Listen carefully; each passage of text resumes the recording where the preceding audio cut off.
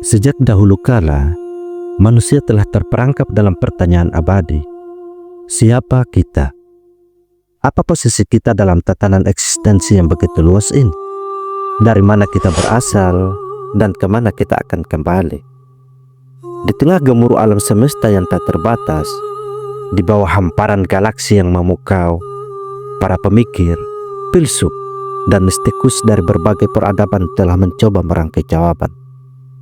Namun di antara semua spekulasi dan teori, ada satu gagasan yang berulang kali muncul, sebuah konsep yang begitu puitis namun syarat makna, bahwa manusia adalah miniatur dari alam semesta, bukan sekedar bagian kecil, melainkan cerminan yang sempurna.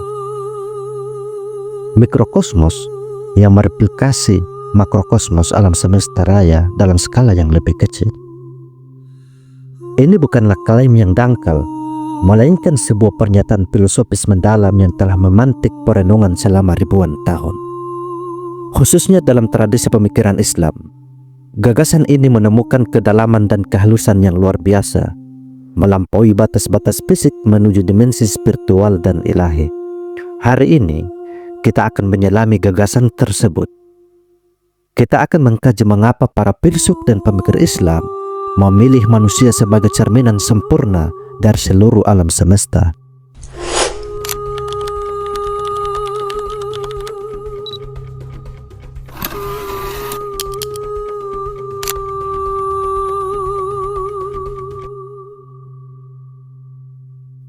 Konsep mikrokosmos, makrokosmos bukanlah monopoli satu peradaban. Akarnya sudah bisa kita lacak hingga ke filsafat Yunani kuno.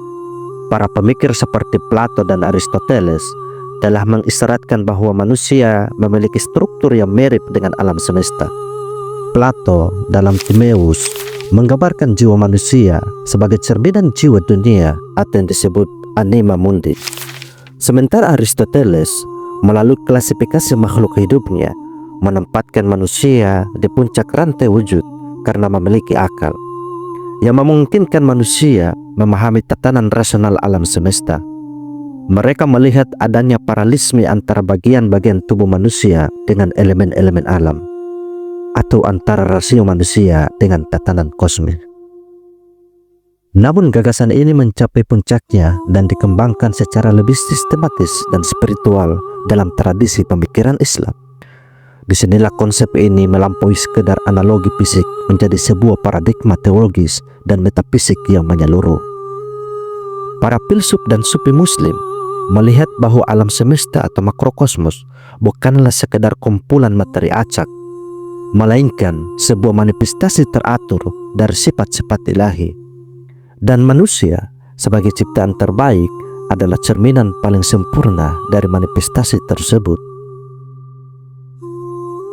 Salah satu inti pemahaman mengapa manusia disebut mikrokosmos adalah karena manusia dianggap sebagai al-insan al-jami', manusia yang menghimpun atau mengumpulkan segala tingkat wujud. Alam semesta dalam pandangan para filsuf muslim terdiri dari berbagai tingkatan atau hierarki eksistensi.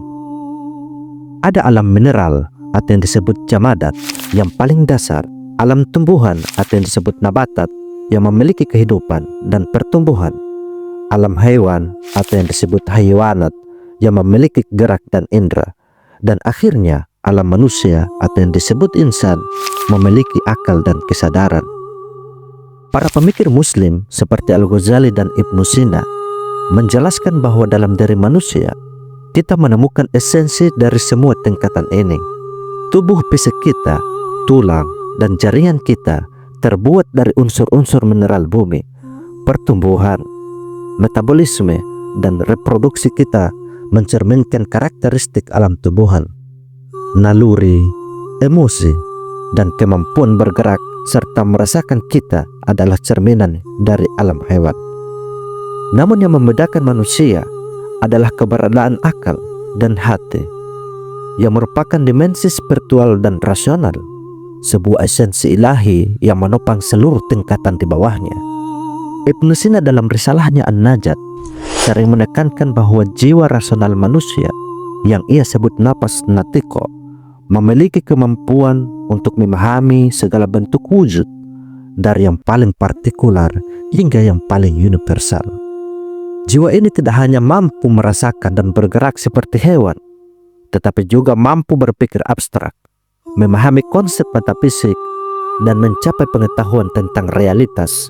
Ini menunjukkan bahwa manusia menghimpun esensi dari seluruh alam semesta, bukan secara fisik, tetapi juga secara kognitif dan spiritual. Puncak dari gagasan mikrokosmos dalam pemikiran Islam adalah bahwa manusia, khususnya insan kamil atau manusia sempurna, adalah cerminan terlengkap dari nama-nama dan sifat-sifat ilahi, asma wa sifat Allah. Alam semesta adalah manifestasi dari nama-nama tersebut. Misalnya, bumi adalah manifestasi dari Al-Khaliq atau pencipta, dan Al-Mujakkir atau pemberi kehidupan. Langit adalah Al-Musawwir atau pembentuk. Ibnu Arabi sang Syekh Al-Akbar atau yang disebut Guru Agung dalam tradisi Sufisme adalah salah satu pemikir yang paling dalam mengupas konsep ini. Dalam karyanya yang monumental, Fusus Al-Hikam dan Al-Futuhat Al-Makkiyah, ia berpendapat bahwa manusia adalah satu-satunya ciptaan yang mampu menampung dan mencerminkan seluruh asma al-husna secara komprehensif. Ia menulis, manusia adalah alam semesta yang kecil, karena di dalamnya terhimpun segala sesuatu yang ada di alam semesta besar. Tidak ada nama atau sifat ilahi yang tidak terwujud dalam diri manusia. Maknanya, bagi Ibnu Arabi, alam semesta diciptakan sebagai tempat manifestasi nama-nama Allah. Setiap makhluk, setiap fenomena adalah cerminan dari satu atau beberapa nama. Namun hanya manusia yang diciptakan dengan potensi untuk mencerminkan seluruh spektrum nama-nama itu. Manusia memiliki rahmat seperti Ar-Rahman, Ar-Rahim, kekuatan seperti Al-Qawi, Al-Ajiz, ilmu seperti Al-Alim, keadilan seperti Al-Adl, keindahan seperti Al-Jamil, dan seterusnya. Potensi ini ada dalam setiap manusia, meskipun manifestasinya berbeda-beda. Manusia sempurna adalah mereka yang telah mengaktualisasikan potensi ilahi ini sepenuhnya. Jika manusia adalah mikrokosmos, lantas apa yang menjadi jembatan penghubung antara diri kita yang kecil dengan alam semesta yang besar? Bahkan dengan ilahi, para filsuf muslim menunjuk pada dua fakultas utama dalam diri manusia, yakni akal atau yang disebut al-akal dan hati atau yang disebut al-qalbu. Akal dalam pandangan Al-Kindi dan Al-Farabi bukanlah sekedar alat berpikir logis. Akal adalah instrumen utama untuk memahami tatanan kosmis. Melalui akal, kita bisa mengamati hukum-hukum alam, memahami hubungan sebab akibat, dan menyingkap rahasia alam semesta yang teratur. Akal adalah manifestasi dari ilmu dalam diri kita. Al-Farabi dalam Al-Madinah Al-Fadila menjelaskan bagaimana akal manusia jika diasah dan disucikan dapat mencapai akal fa'al atau yang disebut akal aktif, yang memungkinkan kita berinteraksi langsung dengan kecerdasan kosmis dan memahami kebenaran universal. Ini adalah jembatan intelektual kita menuju makrokosmos. Namun pemahaman sejati tentang alam semesta dan diri sendiri tidak lengkap tanpa hati. Bagi Al-Ghazali dalam Ihya Ulumuddin, bahwa hati atau kolbu adalah pusat kesadaran spiritual manusia, cermin tempat cahaya ilahi terpancar. Hati bukanlah sekedar organ fisik, melainkan esensi spiritual yang jika disucikan mampu menerima intuisi, inspirasi, dan pengetahuan langsung ma'rifah tentang Tuhan dan alam semesta. Al-Ghazali menulis, hati adalah cermin yang jika bersih dari karat nafsu dan pikiran duniawi akan memantulkan hakikat segala sesuatu, termasuk hakikat ilahi. Maknanya akal memberi kita pemahaman rasional tentang bagaimana alam semesta bekerja, sementara hati memberi kita pemahaman intuitif dan spiritual tentang mengapa ia ada dan apa hakikat di baliknya. Keduanya, akal dan hati, berinteraksi untuk memungkinkan manusia sebagai mikrokosmos Memahami dan mengalami makrokosmos secara utuh, baik secara objektif melalui ilmu pengetahuan maupun secara subjektif melalui pengalaman spiritual. Keterputusan antara akal dan hati adalah penyebab disorientasi manusia dalam memahami eksistensinya. Kesatuan wujud tanggung jawab manusia atau yang disebut al-wahdat al-wujud. Gagasan manusia sebagai mikrokosmos juga terkait erat dengan konsep wahdat al-wujud, kesatuan wujud, yang menyatakan bahwa segala sesuatu di alam semesta adalah manifestasi dari satu realitas tunggal, yaitu Tuhan. Jika semua adalah manifestasi, maka manusia sebagai mikrokosmos adalah manifestasi yang paling komprehensif. Rumi, seorang penyair dari Sufi Agung, sering mengungkapkan gagasan ini dalam puisi-puisinya. Ia melihat manusia sebagai jiwa bagi tubuh alam semesta. Manusia memiliki kehendak bebas dan akal budi untuk memilih, yang tidak dimiliki oleh tingkatan wujud di bawahnya. Oleh karena itu, manusia memiliki tanggung jawab atau amanah yang besar. Rumi berkata, "Kamu adalah alam semesta yang bergerak dalam miniatur. Kamu adalah intisari dari setiap esensi yang ada." Maknanya, jika kita adalah miniatur alam semesta, maka segala tindakan kita, bahkan yang terkecil sekalipun, memiliki resonansi kosmik. Merusak alam adalah merusak diri sendiri. Melakukan kebaikan adalah melakukan kebaikan pada keseluruhan eksistensi. Manusia adalah khalifah atau wakil Tuhan di bumi, bukan karena kekuasaannya semata, tetapi karena kemampuannya untuk mencerminkan sifat-sifat ilahi, termasuk keadilan, kasih sayang, dan kebijaksanaan dalam mengelola alam. Tanggung jawab kita adalah mengaktualisasikan potensi ilahi ini dan menjaga harmoni antara mikrokosmos diri kita dengan makrokosmos alam semesta.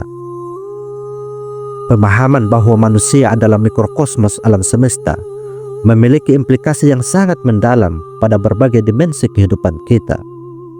Secara spiritual, ini adalah panggilan untuk ma'rifatun nafs. Jika kita ingin memahami alam semesta atau bahkan Tuhan, kita harus terlebih dahulu memahami diri kita sendiri.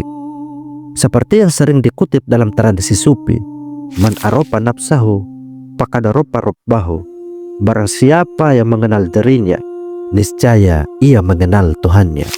Diri kita adalah medan tempat seluruh rahasia alam semesta dan ilahi yang tersembunyi.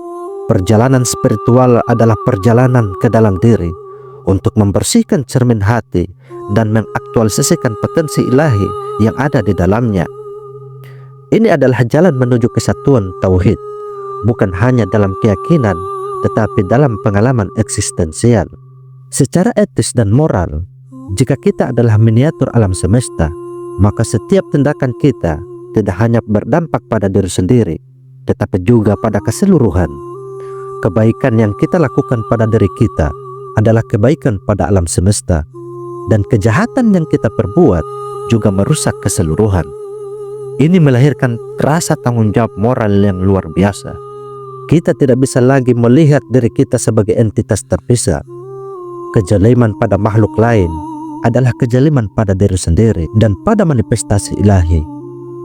Imam Ali bin Abi Thalib dikatakan pernah bersabda, "Engkau mengira dirimu hanyalah tubuh kecil, padahal dalam dirimu terhimpun alam semesta yang besar." Ini adalah seruan untuk bertindak dengan kesadaran kosmis. Secara eksistensial, konsep mikrokosmos memberikan makna yang mendalam pada keberadaan kita. Kita bukan sekedar kebetulan biologis, melainkan memiliki peran fundamental dalam tatanan kosmis. Keberadaan kita bukanlah sebuah lelucon absurd, melainkan sebuah peluang untuk menjadi cermin yang sempurna bagi keindahan dan kesempurnaan ilahi. Ini mendorong kita untuk mencari tujuan yang lebih tinggi, untuk selalu belajar, bertumbuh, dan menyempurnakan diri. Karena dengan menyempurnakan diri, kita turut menyempurnakan cerminan alam semesta dalam diri kita. Kita memiliki potensi untuk menjadi jembatan antara dunia materi dan dunia spiritual, antara yang fisik dan yang metafisik. Di era modern ini, kita seringkali terasing dari pemahaman ini. Kita cenderung melihat diri kita sebagai entitas terpisah dari alam, sebagai konsumen belaka, atau sebagai individu yang terfragmentasi oleh identitas-identitas sempit.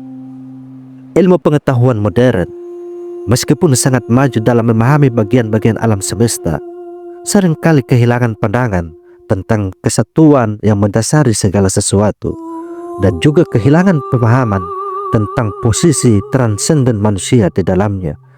Kita terlalu fokus pada data dan objektivitas, hingga melupakan makna dan subjektivitas pengalaman manusia yang kaya. Namun, gagasan manusia sebagai mikrokosmos adalah panggilan untuk kembali kepada perenungan mendalam, kembali kepada self-knowledge, kembali kepada kesadaran akan tanggung jawab kita terhadap alam semesta dan diri kita sendiri. Ia mengajak kita untuk tidak hanya mengamati bintang-bintang di atas, tetapi juga mencari bintang-bintang itu di dalam diri kita. Untuk tidak hanya membaca buku-buku ilmiah tentang alam, tetapi juga membaca kitab diri kita sendiri. Pada akhirnya, konsep manusia sebagai mikrokosmos bukanlah sekedar teori abstrak. Ia adalah sebuah panduan hidup. Ia mengingatkan kita bahwa kita adalah makhluk yang luar biasa dengan potensi ilahi yang tak terbatas. Kita adalah cerminan dari alam semesta dan Sang Pencipta. Pertanyaan utamanya bukanlah apakah kita adalah mikrokosmos, karena itu adalah kebenaran yang diyakini para filsuf. Pertanyaannya adalah, seberapa bersih cermin dalam diri kita memantulkan makrokosmos itu? Setiap tindakan kita, setiap pikiran, setiap perasaan, apakah itu membersihkan cermin itu, atau justru mengotorinya dengan debu ego, keserakahan, atau kelalaian?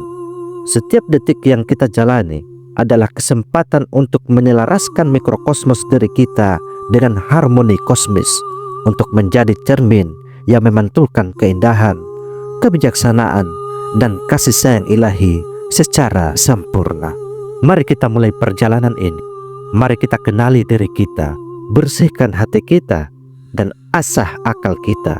Karena dengan begitu, kita tidak hanya memahami alam semesta, tetapi kita menjadi alam semesta itu sendiri dalam wujud yang paling sempurna.